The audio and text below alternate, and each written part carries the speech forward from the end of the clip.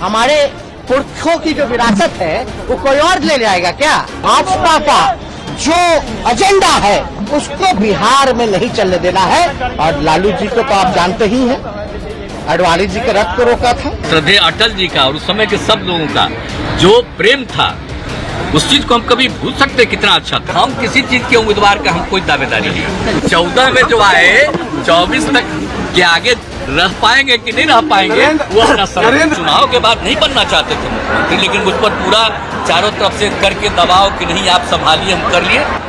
हम लोगों का 15 में कितना सीट जीते थे, आज जब इन्हीं लोगों के साथ चले गए तो क्या हुआ है, 20 में क्या स्थिति हुई थी।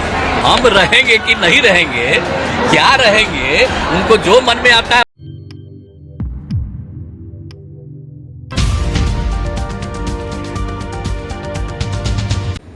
सलाम आदाब दोस्तों, मैं हूं शम्स सईद और आप देख रहे हैं न्यूज़ हर खबर आप तक। दोस्तों, जो खबर मैं आज आपके साथ शेयर करने वाला हूं वो बहुत बड़ी खबर है और बहुत पूरी तरह से एक तरह से संग्राम छिड़ गया है। आप ये वीडियो देख लें, उसके बाद आगे की बात करते हैं।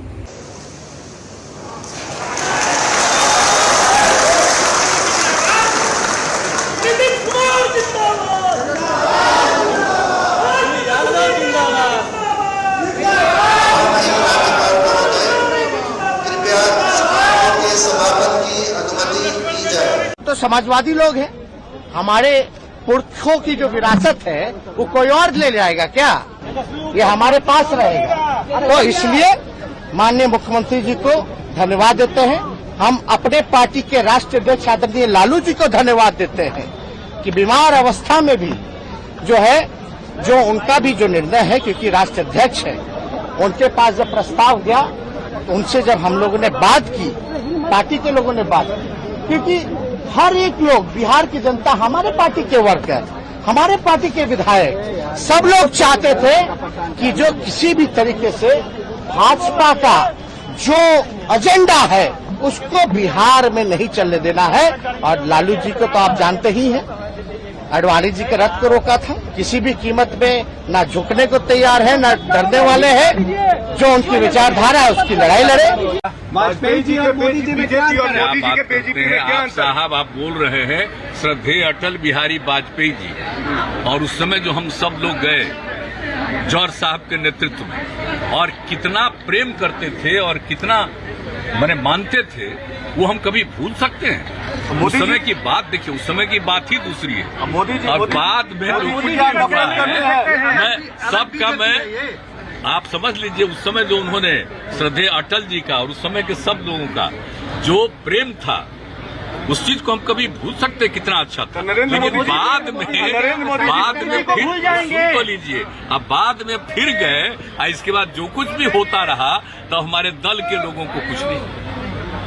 एक आदमी को हम जिम्मा दे दिए, आप फिर उसी आदमी के बारे में सबसे पूछिए पार्टी के तरफ रहने के बजाय कहीं और दिमाग चले। मोदी जी क्या ना, हमको देखिए, हमको किन्हीं पर कुछ नहीं कहना है। सर, 2024 के प्रधानमंत्री पद के उम्मीदवार होंगे आप? नहीं, हम किसी चीज के उम्मीदवार का हम कोई दावेदारी नहीं। आपके कार्यकर्ता, लेकिन इतना तो जरूर कर दीजिए ना कि 14 में जो आए 24 तक के आगे रह पाएंगे कि नहीं रह पाएंगे वो अपना समय। और उसके बाद जो साथी आए, आप फिर जब साथी लड़े तो आप जरा हमारे जितने लोग हैं, पार्टी के जितने लोग हैं, उन सब लोगों से जरा पूछ लीजिए कि क्या सबकी स्थिति हुई है, किससे पूछिएगा।